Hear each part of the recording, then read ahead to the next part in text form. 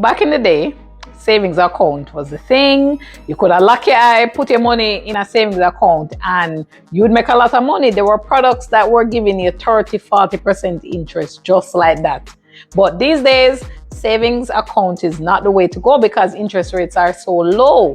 The only way to really build wealth and make sure you beat inflation is to put your money into investment accounts. So the savings account is really just for your short-term emergency savings. Investments, that's the thing there if you're serious about wealth creation. So don't focus only on savings account and use the savings account as the only way to build wealth. You have that fund in an investment account. If you don't know which investment account, that's a whole other story. That's where I come in with the Profit Jumpstarter team to teach you the right type of investment accounts you need so you can reach your goals faster. If that's something you're looking to do and you're all about the action and not a bag of mouth, reach out to us and let's get started in this investing game and make your money work for you right now.